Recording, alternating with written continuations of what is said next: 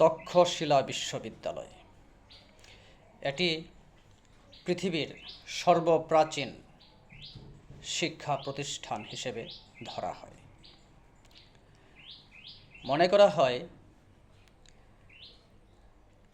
এশিয়ায় তো বটেই, বিশ্বে সর্বপ্রথম এই শিক্ষাঙ্গনের উন্মেষ ঘটেছিল। অবশ্য তখন বিশ্ববিদ্যালয় নামটি প্রচলিত ছিল না। বিশ্ববিদ্যালয় শব্দটি প্রচলন ঘটে প্রথম ইউরোপে দ্বাদশ শতাব্দীতে।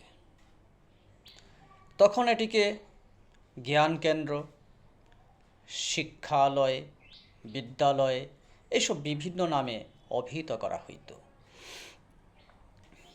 যাই হোক, তক্ষশিলা এই স্থানটি অবস্থিত পাকিস্তানের পাঞ্জাব প্রদেশে। পাঞ্জাব প্রদেশের রাওয়ালপিন্ডি জেলার তক্ষশিলায় যে সিন্ধু নদ, সেই সিন্ধু নদের তীরে খ্রিস্টপূর্ব ষষ্ঠ শতাব্দীতে এই তক্ষশিলা নামক বিদ্যালয়টি প্রথম উদ্ভাবিত হয়। তখন সেইখানে কয়েক হাজার ছাত্রছাত্রীর পড়াশোনা চলত এবং বিশ্বের বিভিন্ন অঞ্চল থেকে ছেলেমেয়েরা এখানে এসে পড়াশোনা করত। তো এই তক্ষশিলা নামক স্থানে যে জ্ঞান কেন্দ্র গড়ে উঠেছিল তা ধারণা করা হয় পৃথিবীর সর্বপ্রাচীন জ্ঞান কেন্দ্র। তখনই সেখানে বিখ্যাত সব শিক্ষকরা শিক্ষাদান করতেন এবং এশিয়ার তো বটেই, বিভিন্ন অঞ্চল থেকে ছাত্রছাত্রীরা জ্ঞান অর্জনের জন্য এখানে আসতেন। এটি খ্রিস্টপূর্ব ষষ্ঠ শতাব্দীতে গড়ে উঠলেও পঞ্চম খ্রিস্টাব্দ পর্যন্ত, দ্যাট মিন্স প্রায় 1000 বছর এটি পৃথিবীতে শিক্ষার আলো ছড়িয়েছিল। 1980 সালে এটিকে ইউনেস্কো ওয়ার্ল্ড হেরিটেজ সাইট হিসেবে ডিক্লেয়ার করে। এই স্থানটি প্রাচীনকালে গান্ধার নামক রাজ্য হিসেবে পরিচিত ছিল এবং গান্ধার রাজ্যের রাজধানী ছিল তখনকার সময়ের এই তক্ষশিলা নামক জায়গাটি। ধারণা করা হয় বিভিন্ন বৈদেশিক আক্রমণের ফলে একসময় তক্ষশিলা ক্ষতিগ্রস্ত হয় এবং ধ্বংস হয়ে যায়। এইখানে যে শিক্ষাদান পদ্ধতিটা ছিল, এটা ছিল দুই ধরনের, ধর্মীয় এবং ধর্মনিরপেক্ষ। এই দুই ধরনের শিক্ষা পদ্ধতি এখানে প্রচলিত ছিল। এই দুই ধরনের পদ্ধতির অধীনে অনেকগুলি বিষয় এখানে পড়ানো হতো: চিকিৎসা শাস্ত্র, জ্যোতির্বিদ্যা, ব্যাকরণ, দর্শন, রাজনীতি, যুদ্ধবিদ্যা সহ প্রায় 60টির বেশি সাবজেক্ট এখানে পড়ানো হতো এবং পড়ানোর পদ্ধতিটা ছাত্র শিক্ষকের মাধ্যমে যে রিলেশনশিপটা ছিল সেটা ছিল গুরু শিষ্য এরকম একটা পদ্ধতি ছিল, বা এটাকে বলা হয় গুরুকুল পদ্ধতি। তো আমরা জানি এক সময় মৌর্য সাম্রাজ্য প্রতিষ্ঠিত হয় প্রাচীন ভারতে। তো এই যে মৌর্য সাম্রাজ্য, সেই মৌর্য সাম্রাজ্যের প্রতিষ্ঠাতা হলেন চন্দ্রগুপ্ত এবং তার শিক্ষক ছিলেন বা গুরু ছিলেন চাণক্য, যার ডাক নাম ছিল কৌটিল্য। এই চাণক্য ছিলেন তক্ষশিলা বিশ্ববিদ্যালয়ের উপাচার্য। আবার কোনো কোনো ঐতিহাসিকবৃন্দের মতে তিনি ছিলেন একজন বিখ্যাত শিক্ষক। কিন্তু তিনি এই তক্ষশিলা বিশ্ববিদ্যালয়ের উপাচার্য ছিলেন বা প্রধান শিক্ষক ছিলেন, এটি বেশিরভাগ ক্ষেত্রেই ইতিহাসে দেখা যায়। তো মহাবীর আলেকজান্ডার যখন ভারত উপমহাদেশে প্রবেশ করে, তখন এখানে ধরানন্দ ক্ষমতায় ছিলেন। দ্যাট মিন্স নন্দবংশ। এই নন্দবংশের যে রাজা ধরানন্দ, সে ছিল অত্যাচারী। তার দরবারে গিয়েছিলেন চাণক্য। কেন গিয়েছিলেন? এই জন্য যে মহাবীর আলেকজান্ডার, যিনি ভারত উপমহাদেশে আক্রমণ করেছেন, তিনি ক্রমশ এগিয়ে আসছেন, তাকে প্রতিরোধ করা প্রয়োজন। কিন্তু ধরানন্দ আসলে বিষয়টি বুঝতে পারেননি, তার জ্ঞান ছিল কম। চাণক্য ছিলেন মহাপণ্ডিত, যাকে বলা হয় পৃথিবীর প্রথম অর্থনীতিবিদ এবং দার্শনিক। তো ধরানন্দ তাকে অপমান করে রাজদরবার থেকে বের করে দেন এবং চাণক্য সেই দিনেই প্রতিজ্ঞাবদ্ধ হয়েছিলেন বা শপথ করেছিলেন নিজের সঙ্গে নিজে যে এটার প্রতিশোধ তিনি এক সময় নেবেন। এবং তখনকার সময়ে তিনি যে বালককে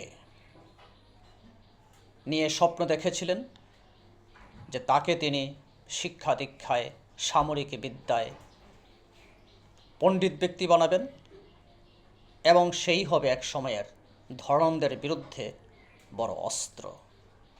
হ্যাঁ, ঠিক তাই হলো। সেই ছেলে একদিন হলো চন্দ্রগুপ্ত, যে মৌর্য সাম্রাজ্যের প্রতিষ্ঠাতা। এই মৌর্য সাম্রাজ্য এর সময়ে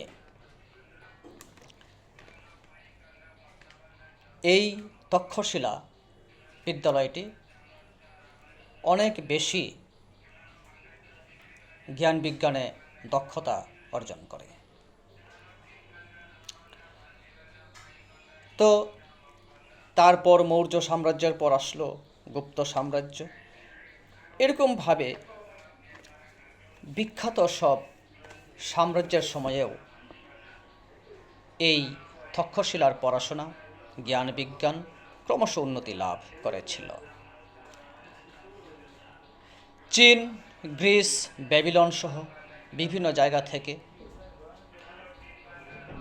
যে সমস্ত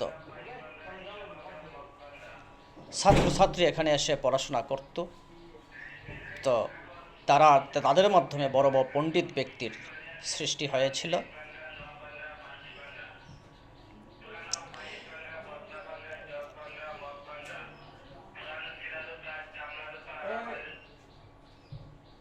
তো এই তক্ষশিলা স্থানটি সত্যি একটি জ্ঞান বিজ্ঞানের কেন্দ্রে এক সময়ে রূপান্তরিত হয়। তো এখানে বিভিন্ন ধর্মীয় জনগোষ্ঠীর আগমন আমরা লক্ষ্য করি এবং তাদের প্রভাব আমরা লক্ষ্য করি। যেমন এখানে জৈন, বৈদিক, হিন্দু, এরকম, তারপর বৌদ্ধ, বহু রকমের ধর্মীয় সংস্কৃতি, ধর্মীয় জাতিগোষ্ঠীর প্রভাব এই তক্ষশিলা বিশ্ববিদ্যালয়ে আমরা লক্ষ্য করি। এবং এখানে প্রথমত এই তক্ষশিলা বিশ্ববিদ্যালয়টি জৈন ধর্মের প্রভাবে প্রভাবিত ছিল এবং এক সময় এটি বিখ্যাত বৌদ্ধ পণ্ডিতদের জ্ঞান বিতরণ কেন্দ্রে পরিণত হয় এবং একসময় হিন্দু পণ্ডিতরাও এখানে প্রভাব বিস্তার করেছিলেন। স্যার জন মার্শাল যখন এখানে 18 শতাব্দীর দিকে খনন কার্য শুরু করেন, তখন এখানে 500-ও বেশি জৈন মন্দির পাওয়া যায়। তো এতে কি প্রমাণিত হয় জৈনদের প্রভাব বা জৈন ধর্মের প্রভাব এই বিশ্ববিদ্যালয়ে বা এই শিক্ষা কেন্দ্রে খুব বেশি ছিল এক সময়ে। তো আকেমেনীয় নামে যে সমস্ত জাতিগোষ্ঠীর মানুষেরা সিন্ধু উপত্যকা দখল করে, সেটা 540 খ্রিস্টপূর্বাব্দের কথা। তখন মূলত এখানে হিন্দু রাজ্য শাসন শুরু হয় এবং তাদের রাজধানীতে পরিণত হয় তক্ষশিলা স্থানটি। 317 খ্রিস্টপূর্বাব্দে আমরা বলতে পারি মৌর্য সাম্রাজ্য যখন প্রতিষ্ঠিত হয়, সেই সময় এটির প্রভাব চূড়ান্ত পর্যায়ে পৌঁছে। 200 খ্রিস্টপূর্বাব্দে ইন্দো গ্রিক তো সিথিয়ানরা এটি দখল করে এবং ধ্বংস করে ফেলে। 30 খ্রিস্টাব্দের দিকে আমরা বলতে পারি কুষাণ সাম্রাজ্য এখানে প্রতিষ্ঠিত হয় এই অঞ্চলে এবং তারা নতুন শহর গড়ে তোলে। তো 5ম শতাব্দীর দিকে হুন নামক যে জাতিগোষ্ঠী আক্রমণ করে, তখন মূলত এটি ধ্বংস হয়ে যায়। তো আমরা বলতে পারি একসময় জৈন, হিন্দু, বৌদ্ধ, ব্রাহ্মণ্য এই সমস্ত জাতিগোষ্ঠীর বা শাসকদের প্রভাবে যে বিশাল জ্ঞান কেন্দ্র এখানে সমৃদ্ধি লাভ করেছিল, শিল্পকলা, ভাষা, বিজ্ঞান চর্চা হইত, তা 1000 বছর বিদ্যমান ছিল, সারা পৃথিবীতে জ্ঞানের আলো ছড়িয়েছিল এবং 5ম শতাব্দীতে এসে এটি ধ্বংস হয়ে যায়। আমরা বলতে পারি আজকে ইউরোপিয়ানরা গর্ব করে বলে শিক্ষায় দীক্ষায় তারা অনেক বেশি উন্নত। হ্যাঁ, কথাটি যদি আমরা ঠিক ধরেও নেই, আমরা বলতে পারি বহু পণ্ডিত ব্যক্তিত্বের আগমন ঘটেছিল বা বিকাশ ঘটেছিল এই ভারত উপমহাদেশ এই অঞ্চলটিতে। এবং এই তক্ষশিলা নামক জ্ঞান কেন্দ্রটি সারা পৃথিবীতে সেই সুপ্রাচীনকালে জ্ঞানের আলো ছড়িয়েছিল, বহু পণ্ডিত ব্যক্তির জন্ম দিয়েছিল। আর সেই সময় ইউরোপ,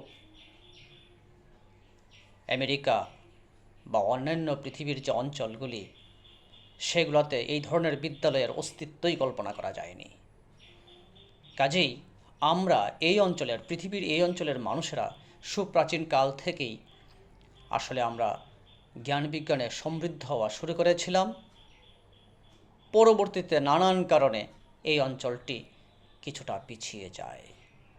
তবে পৃথিবীর প্রথম শিক্ষা কেন্দ্র বা বিশ্ববিদ্যালয় বা জ্ঞানের ভূমি আসলে আমাদের এই অঞ্চলেই ছিল।